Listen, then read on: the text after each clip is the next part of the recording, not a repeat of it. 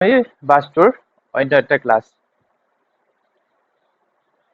আজি আলোচনাৰ বিষয়টো হ'ব ভাৰতীয় বাস্তুশিল্প শাস্ত্ৰৰ সাৰ্বজনীন প্ৰমাণ।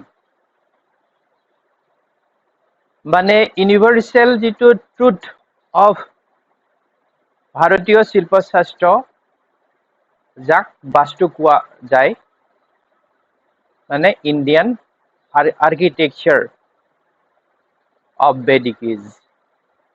ভাৰতীয় বাস্তুশিল্প শাস্ত্ৰৰ তত্ত্ববিলাকৰ সঠিক বা প্ৰমাণ কিমান সাৰ্বজনীন, আজি এই বিষয়ে আলোচনা কৰা হ'ব।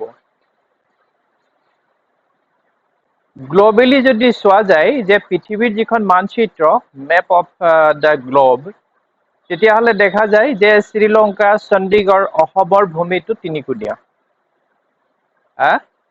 বাস্তুতত্ত্ব মতে যে তিনিকুণীয়া ভূমিত কাজিয়া হয়, যুদ্ধ হয়, সম্প্ৰীতি বোলা বস্তুটো যিটো আছে, মিলা প্ৰীতিবিলাক নাশ হয়, আৰু এক প্ৰকাৰৰ শীতল যুদ্ধ চলি থাকে, যাক আমি সন্ত্ৰাসবাদী ক'ব পাৰোঁ।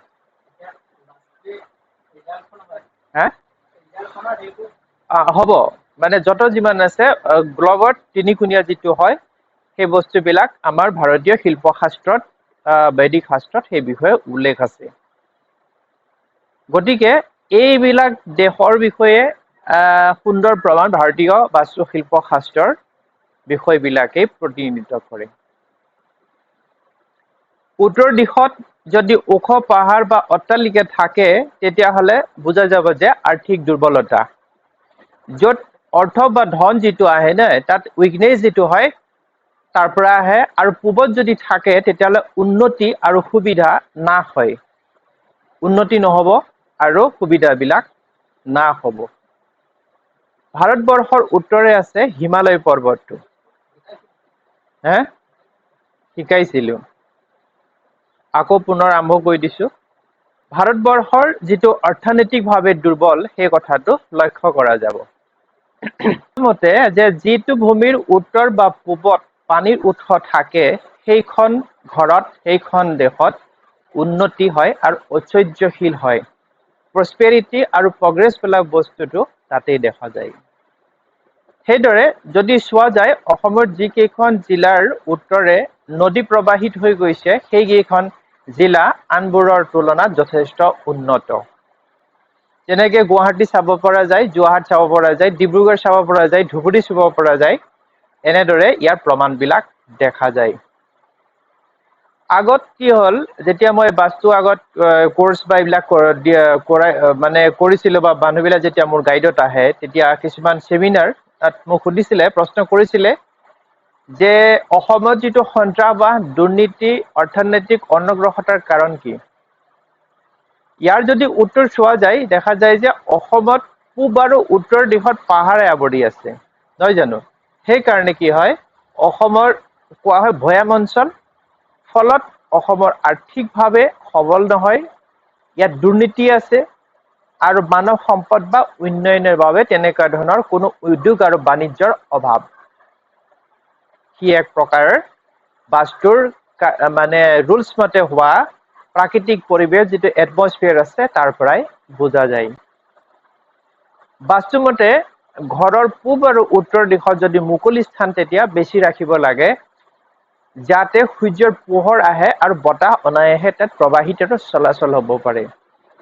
তেতিয়া কি হ'ব, ই ব্যক্তিৰ যিটো নৈতিকতা আৰু উন্নতি সাধন হয়।